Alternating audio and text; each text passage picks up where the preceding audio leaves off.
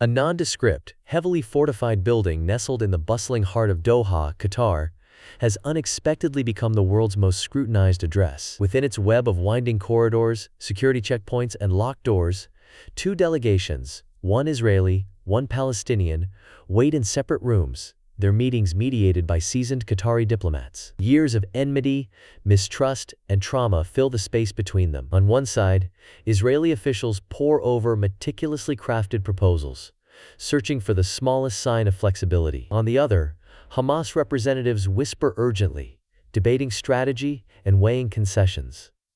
The stakes? Nothing less than the immediate fate of tens of thousands of civilians in both Gaza and Israel, and, in the longer term, the direction of an entire region's future. Outside these negotiation rooms, the conflict's devastating consequences unfold daily. For countless families, hope flickers with each news alert.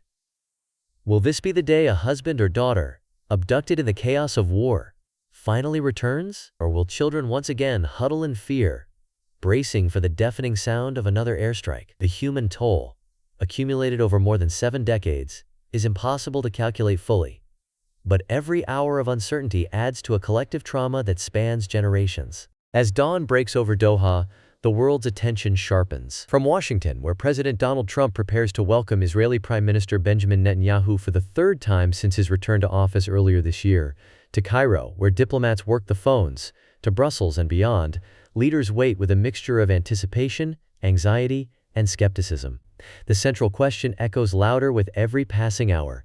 Will these negotiations finally deliver a genuine, lasting ceasefire? Or are they just another brief lull in a conflict that has repeatedly dashed hopes for peace? To appreciate the stakes of these talks, it's essential to understand the tangled history that brought us here. The Israeli-Palestinian conflict is not simply a dispute over lines on a map. It is a saga of two peoples, each with deep historical, religious, and cultural ties to the same land, each claiming justice and self-determination. To grasp why compromise is so elusive, we must revisit the foundational moments that forged today's reality. The roots of this conflict stretch back to the late 19th century, when Zionism, a movement advocating for the re-establishment of a Jewish homeland in the ancient land of Israel, gained traction among Jewish communities facing mounting persecution and exclusion in Europe. Driven by the horrors of pogroms and, later, the Holocaust, waves of Jewish immigrants made their way to Palestine, then under Ottoman and later British rule. Simultaneously,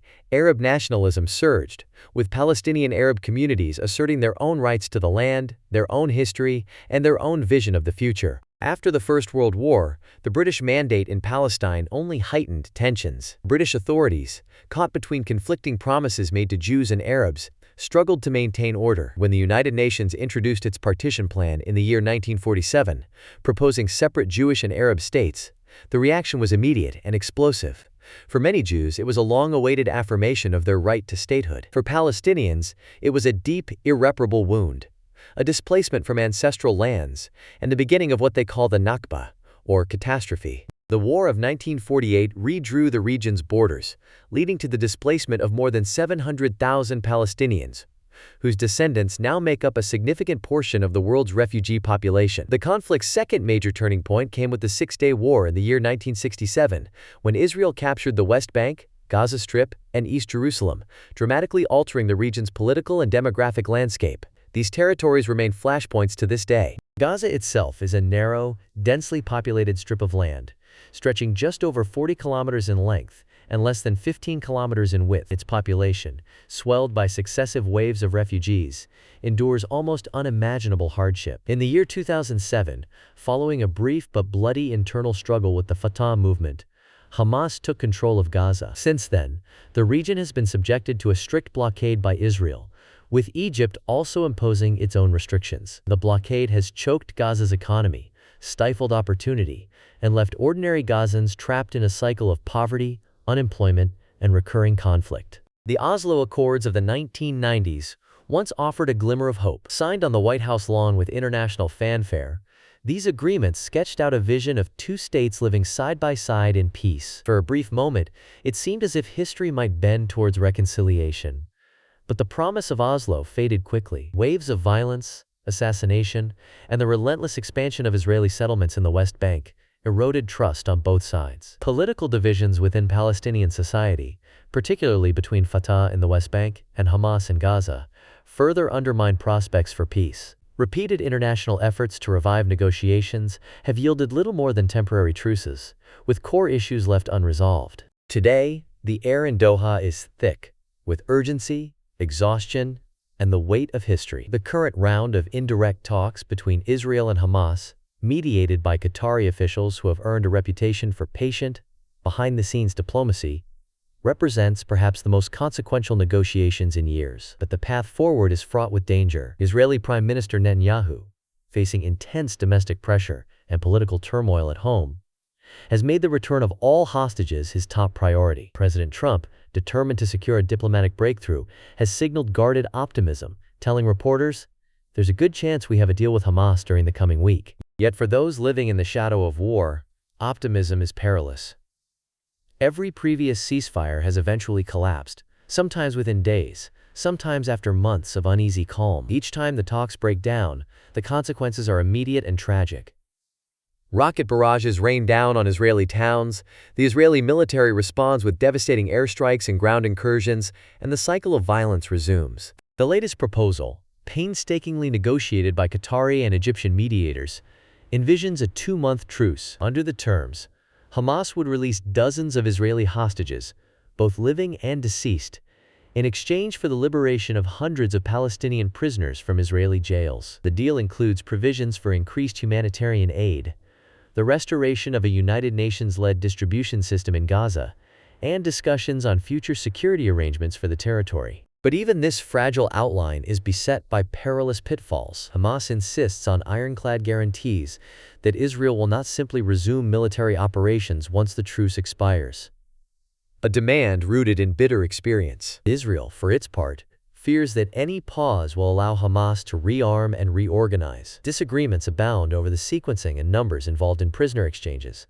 the scope and oversight of aid deliveries, and the future governance of Gaza. Meanwhile, the human cost continues to mount at an alarming rate. Gaza's Civil Defense Agency reports dozens of casualties daily, though the true number may be higher, given the chaos and limited access for independent observers. Hospitals, already strained by years of underfunding and shortages, have been pushed to the breaking point. Doctors operate under impossible conditions, with dwindling supplies and no respite from the waves of wounded. Food distribution lines stretch for entire city blocks, and families wait for hours, sometimes overnight, for a modest meal or a bag of flour. The United Nations now warns that nearly the entire population of Gaza, more than 2 million people, is reliant on humanitarian assistance, a figure unprecedented in modern history. Personal stories from the ground offer a glimpse into the scale of suffering. One survivor of a recent attack on a clinic in Gaza City sobbed to journalists, "We don't know where to go or what to do." A mother, cradling her malnourished child, pleaded for the world's attention. "We just want to live." Such testimonies remind us that, beyond the headlines and geopolitical maneuvering, the conflict's true victims are ordinary people, caught in forces beyond their control. International pressure is mounting as never before. The United States has deployed additional naval and air assets to the eastern Mediterranean, both as a show of deterrence and as preparation for possible escalation. Egypt, long a crucial intermediary, is pressing Hamas to show greater flexibility, while simultaneously warning Israel against further escalation. The European Union, which once confined itself to cautious diplomatic statements, is now openly debating economic sanctions and trade restrictions. In cyberspace, Israel has been targeted by a barrage of cyber attacks, many believed to originate from actors sympathetic to the Palestinian cause, which have disrupted everything from government websites to critical infrastructure. Jordan, traditionally a stabilizing force in the region, has tightened border security and issued stern warnings about the risks of regional spillover.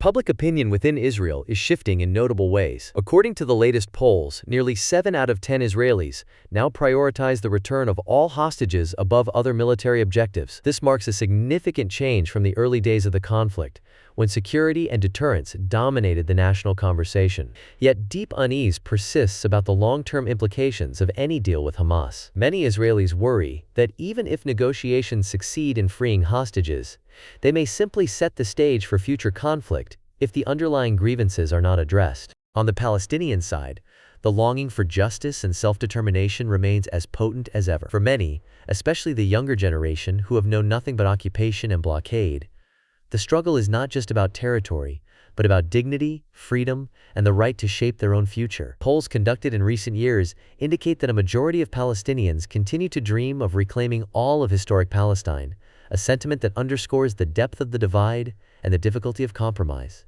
Experts from around the world warn that superficial fixes are no longer sufficient. Khaled El-Gindi of the Middle East Institute cautions, "A durable ceasefire requires addressing the root causes of the conflict, not just managing the symptoms." Gaith Al-Omari, a veteran of past negotiations, adds, "Focusing on short-term truces risks ignoring the need for a long-term political solution." Daniel Levy, who has advised multiple peace processes, stresses the importance of accountability.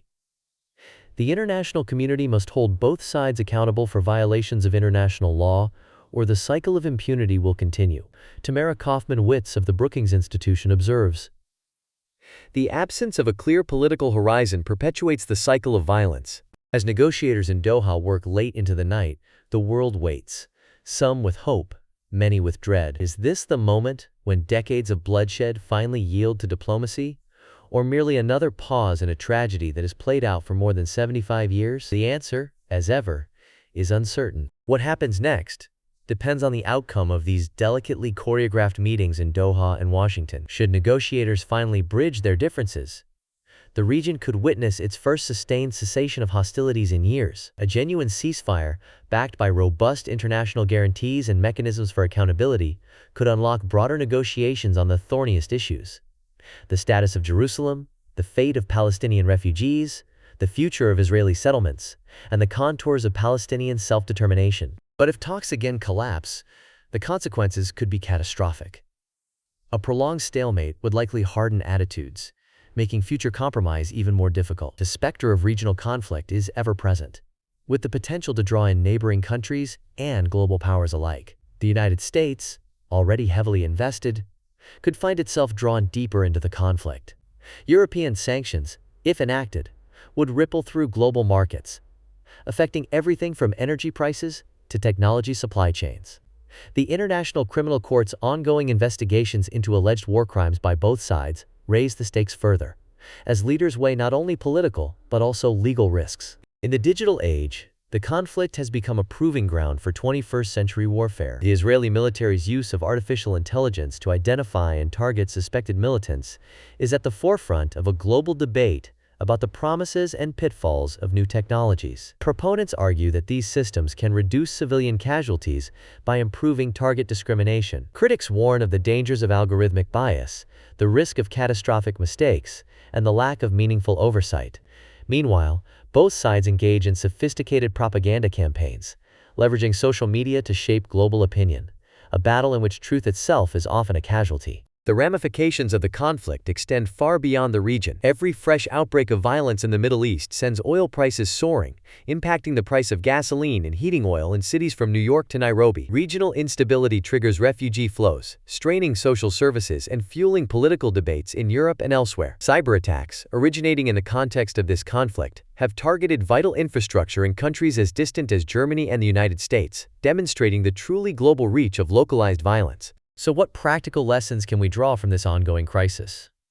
First, cultivate critical awareness. Media coverage is often influenced by national interests, corporate agendas, and deep-seated historical biases. It is vital to seek out multiple sources of information, especially those that challenge our assumptions, so that we do not become passive consumers of propaganda. Second, recognize the transformative role of technology, not only in the waging of war, but in the shaping of public perception. Artificial intelligence, cyber warfare, and digital surveillance are not distant threats, they are present realities, influencing both military outcomes and how narratives are constructed and contested in the public sphere. Third, remember that peace is not a commodity to be delivered in a dramatic moment or signed away in a single ceremony. It is the product of sustained civic engagement, public pressure on leaders, and a willingness to confront difficult truths. If you care about global stability, lend your voice to efforts that address the underlying grievances fueling this conflict. Support educational initiatives, humanitarian organizations, and policies that prioritize dialogue,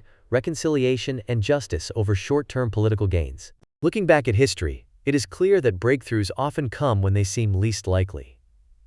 The Oslo Accords, though ultimately incomplete, were once thought impossible. The fall of the Berlin Wall, another seemingly unthinkable event, changed the world overnight. These moments remind us that even entrenched conflicts can yield to diplomacy and change, if the cost of continued strife becomes too great for all sides to bear. Here is a revealing fact.